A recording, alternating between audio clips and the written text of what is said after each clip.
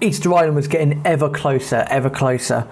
We'd arrived in Santiago after a bit of a chaotic overnight bus journey. Neither of us had slept incredibly well. We arrived at a bus station in Santiago quite early in the morning. We just located a relatively cheap hostel that was quite close to the airport. Again, just for one night. We knew that we'd be coming back to Santiago anyway, and that's when that we would then spend a bit more time in Santiago. So the aim of the day in Santiago was quite simply see what we can, go for a little walk, tire ourselves out early night and get up for an early start on the following day. We'll come back to Santiago later. Let's fast forward a day and we're at the airport ridiculously early in the morning. Completely my apologies, because I was that excited that I got the flight time wrong. Basically, we ended up at the airport an hour earlier than we needed to be. After a few coffees, woke ourselves up. We had some cracking seats on the plane. You know, when you get like the first row of seats in the middle, basically you get like loads of super leg room. And you know, a TV on the wall. Oh, we had a great time. And it was quite a long flight. I think about 5-6 hours from memory. And you go over to Easter Island. Now at the time there was, I believe, possibly 2 flights a day. If not, it was 1 flight a day, possibly 1 flight a day. Easter Island is an incredibly remote place. For the history of Easter Island, you know, just check out the Wikipedia page. That will tell you everything that you need to know. But in a nutshell, in Spanish it's Isla de Pascua. In Old Dutch, it's Pasch Island. And the reason why I've just said that in Dutch was that the first European visitor, or the first recorded European visitor, was the Dutch explorer Jacob Roggeveen, who, funnily enough, encountered Easter Island on Easter Sunday, which was on the 5th of April in 1722, hence where the name comes from for nowadays, also known as Rapa Nui. An incredible place, and we're going to do 2 parts on this, really because there is so much to see, and it's just amazing what the place is like. Also, in a nutshell, Chile annexed the island in 1888, and that's why it is part of Chilean territory nowadays. It's also one of the most remote inhabited islands in the world. It's not the most remote, but it's one of the remotest. But the nearest inhabited island to Easter Island is the Pitcairn Island, which has about 50 people as of 2013, and is 1,289 miles away. This place, Easter Island, is remote. There is no 2 words better to describe it apart from very remote. After a long flight, we got off the plane. We were met at the airport by the hostel owner, who greeted us with the usual, not like a bouquet of flowers, but like a thing you put around it, almost like a necklacey type thing, and took us off to the hostel, where we indulged in a nice lunch that was laid out for us, loads of different fruits and breads and things like that. We'd been against getting a car throughout our travels. It's not something that we wanted to do, but we knew that in Easter Island that we would give ourselves a bit of leeway. So we stayed on the island for a week, possibly 6 nights. We stayed there for quite a long time, purely because we knew that there was quite a lot to see and do. It was remote, it was out of the way, it's in the middle of nowhere, all of the above. And we knew that hiring a car was probably going to be the best thing to do. There's 1 petrol station on the island, and car rental was relatively inexpensive from memory. Driving on the right hand side of the road was definitely a learning curve, to say the least. Thankfully the roads weren't too manic, as you'd expect, but the lovely lady at the hostel had told us about the different things that you could see and do on the island.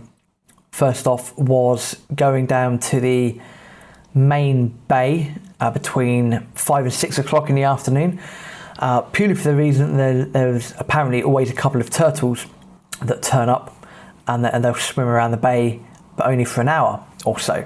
Now we were of course being polite, listening, agreeing, thought that it was absolute nonsense, but we were listening, and we headed out to the bay itself, and I shit you not, lo and behold, we were hanging around between about 4:30 and 6:30.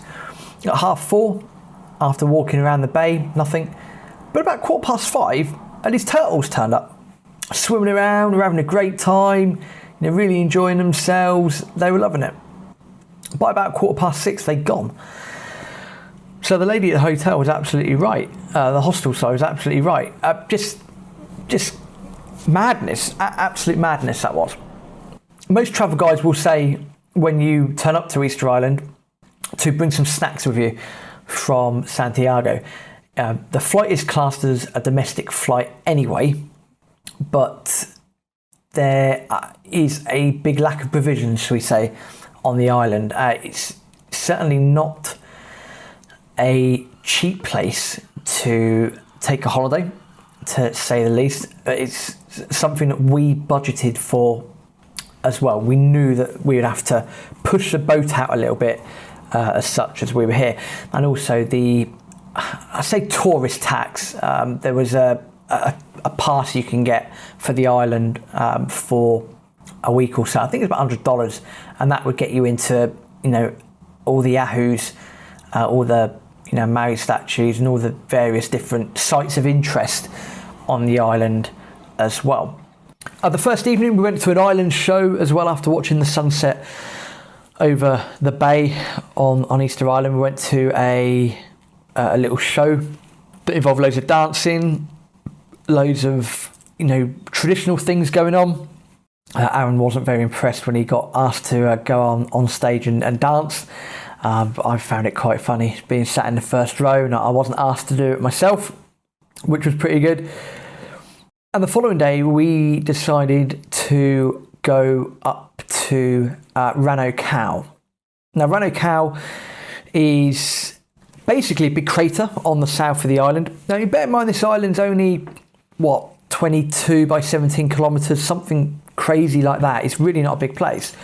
We thought one day we got to Ranu, big volcano, ex-volcano on the island. It took a few hours to walk up to the top.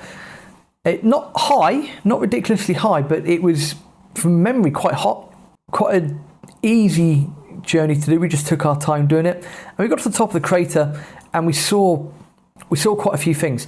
Number one was the Orongo archaeological site, which were basically the ex-homes of the native people. I imagine it's, if I had to compare it to a period in the UK, I'd probably say it's almost like the old Neolithic, or maybe very early Anglo-Saxon, stone huts, pretty much, almost like boat-shaped houses. They were quite interesting. So we saw that, looked at the museum around there, and also at Orongo there is a really famous Maori statue. I mean, they're all famous, but this one in particular, because this one was part of a two. The other one was taken away by the British people back in the 19th century, and you can actually find it in the British Museum in London. We've seen it multiple times. Probably one of the few people that can look at that statue and say that we've seen all the other ones on Easter Island. But if you next time you're in the British Museum, go and check that out. But Orongo was absolutely brilliant. The little open museum was very informative. A lot of information there. It took us a bit by surprise. And then we looked out to the ocean. Now, the volcanic crater that's been created at Ranu is interesting because it just about goes all the way around. Basically, the bit by the sea at some point looks like it's going to fall in. The terrain's going to fall into the sea. Hasn't happened yet, but that's what it looked like. We traversed the crater itself. It's got a nice pool in the middle. I say pool, but a big body of water in the middle with loads of different fauna and stuff like that. And we also saw the Islotomoto Caucau, which is a little island just off Easter Island. Kind of looks like the Needles in the Isle of Wight, if you've ever seen them. And that is when they used to have the famed Birdman competitions, which involved people, I think, getting bird eggs, or something along those lines anyway. And the rest of that day we spent walking around Ranu. Didn't look like a massive area to walk around, but it took us a fair few hours. We were more doing it in sheer amazement of where we were and what we were doing. That's why it took so long. There was good pathways around, but yeah, we just took our sweet ass time doing that. And also, because it was one of the highest points in the island, we knew that from there we'd be able to see the plane flying and take off. I come to think of it, it was one plane a day at the time. When you're on an island, when there's not a lot going on, when you are surrounded by this endless vast of blue, we can now see why people get excited to an extent when they hear or see a plane coming to land. And this was no different. There was a roar of thunder in the background, and we knew it was coming. You could kind of see it coming. And just to see it circle around and land was quite cool. And then to hear it take off, about an hour or two later, and we were still at the crater at this point. It's about 22 degrees, sun's blaring, it was great. To see that take off was, again, an incredible experience. We could see why people enjoy doing that. But that was the first day. That was Ranu. That was one of the really big sights to see, and we enjoyed that.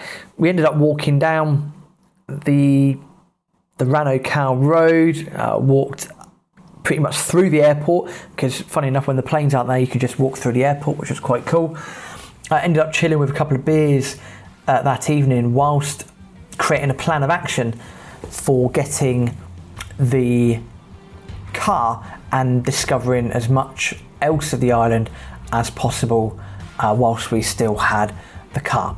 And that's what we'll be doing in part 2. So join us next week and join us so we can find out how much of the island we can get round using the little 4x4. Hasta luego.